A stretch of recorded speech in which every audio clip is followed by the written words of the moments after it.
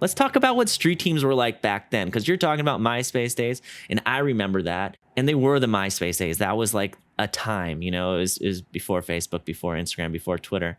Talk about what street teaming was like for you back then. And then I'm definitely going to add on because I thought it was dreamy. Yeah, so I was still pretty young in those days. I was 13 in 2007, 2008. So I was not able to do as much with the street team, but I still did everything that I could. And so around that time, it was all about your favorite record label, right? So for me at that time, all my favorite bands were on Fueled by Ramen. And so I wanted to help promote the artists that were on that label.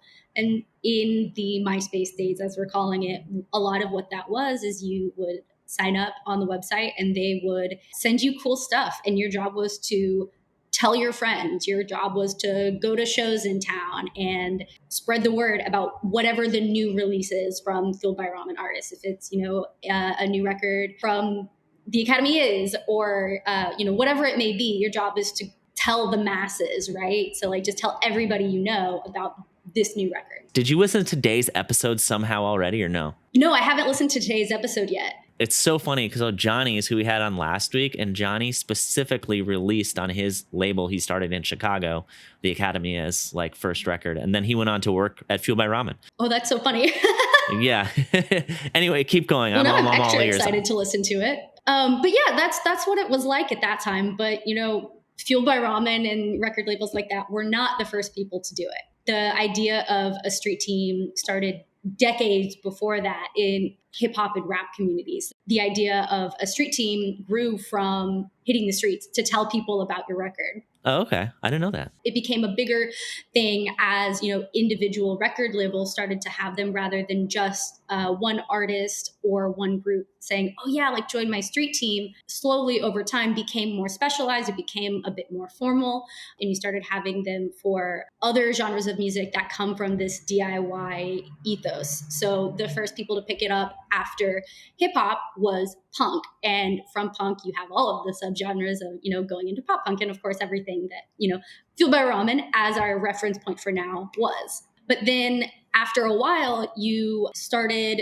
to have, some people call them street teams for hire, but I think I'd like to use the term like independent street teams. Is this kind of like moving away from the MySpace days into more of a formal, like when did this happen? I would say this is happening tangentially or even before MySpace days. So at their peak in size in like 2002, I would say record labels would send out like 100,000 sample CDs to everybody on their street team across the country. And this ranges from everyone from, that might be 200 people in New York City alone to maybe one person in Boise, Idaho. Yeah, let's use Boise, Idaho. And so everybody would get them. And then you started to see more independent street teams who would come in and be able to say, hey, we want to help you specialize. So a company like the Syndicate, we started our street team in 2001. A company like the Syndicate would come in and say, hey, let's use our team of people who are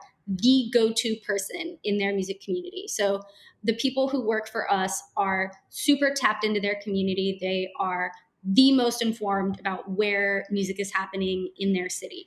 So we're going to say, use our street team and you'll be able to reach more people with fewer materials, fewer people working on the project, and you can get more specialized. It's almost like professionals.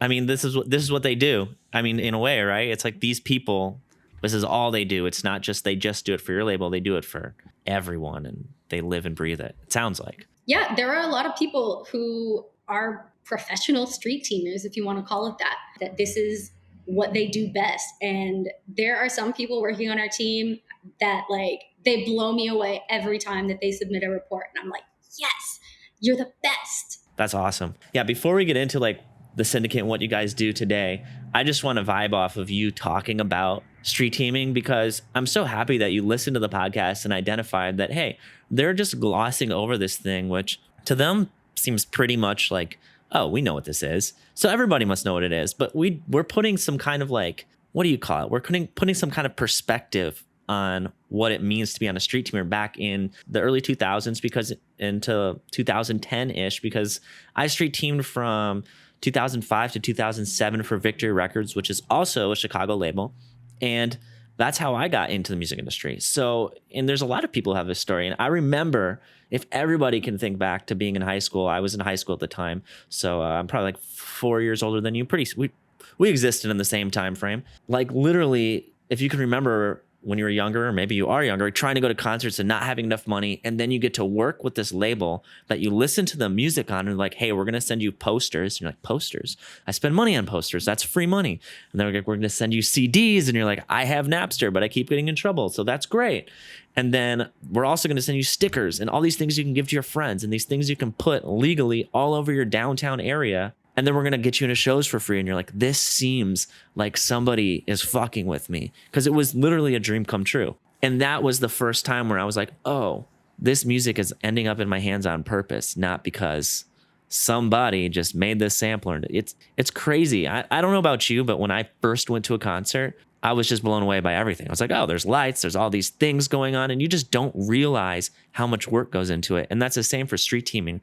I just didn't realize there was, somebody making these samplers, designing them, sending them out, finding street teamers, contacting these people. It was a full living, breathing organism of, spreading music before we had the, social networks we have now and all these other ways to spread it around, when the internet was in its early days. So I just wanted to relate. I was really excited that you did this, because it's such an exciting time in my career, in my head, that I really maybe romanticize a bit. But, it's always exciting when you're like, oh, I love music. Now I get to work in the music industry. This is cool. Yeah, exactly. I mean, anytime that you've been to a show and like on your way out the door, somebody has handed you a flyer or a CD or a sticker, as you're talking about, like every single step of that was done intentionally. They designed this postcard to attract your attention at this show on this day at this time.